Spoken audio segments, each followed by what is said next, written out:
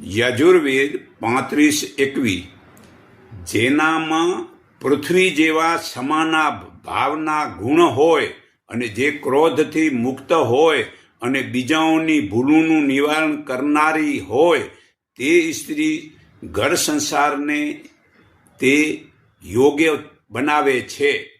કુટુંબમાં સ્ત્રી પોતાની લાયકાતના આધારે માન મેળવે છે. જેનામાં વધુ લાયકાત હશે તે વધુ સન્માનપાત્ર બનશે.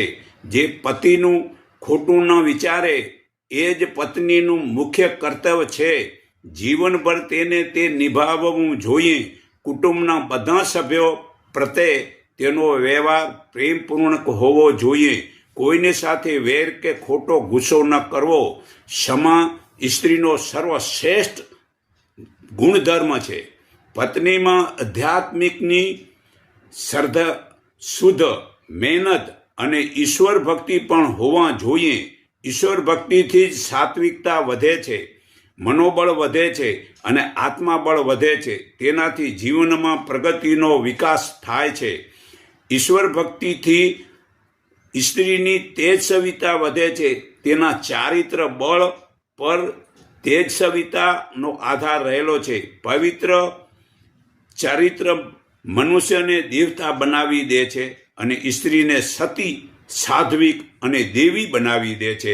એનાથી કુટુંબમાં તેની પ્રતિષ્ઠા વધે છે. જો ચારિત્રવાન સાથોસાથ જ્ઞાનનું બળ પણ હોય તો તે સ્ત્રીને પૂજ્ય અને શ્રેષ્ઠ બનાવી દે છે. જે રીતે વિષ્ણુ સર્વને પૂજ્ય છે અને પ્રતિષ્ઠા છે તે જ રીતે તે પણ બધાના આદરને પાત્ર બને છે. આવી ચારિત્રવાન, જ્ઞાનવાન અને પવિત્રતા સ્ત્રી કુટુંબમાં બધાને ચારિત્રવાન, રાષ્ટ્રભક્ત, ઈશ્વર ભક્ત, ધાર્મિક, સદાચારી અને સદગુણોના માર્ગે લઈ જાય છે.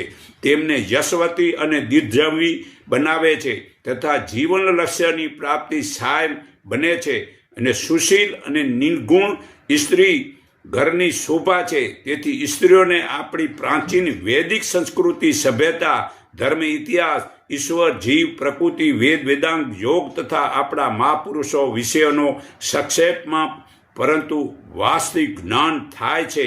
તો ટીવી, મોબાઈલમાં ધાર્મિક જુઓ, પણ એમાં સિરિયલ કે ક્રિકેટનો ભૂલથી પણ ન જુઓ. કારણ કે ક્રિકેટ એ કેન્સર સમયના જેવું છે. કારણ કે સમયનો કેન્સર મતલબ એમાં એવો છે, શરીરનો રોગ એવો છે, કેન્સરનું મટે નહીં. તેમાં ક્રિકેટ તો સમયમાં મતલબ કે જે છે સમય ક્યાંથી બચે જ નહીં. હા તો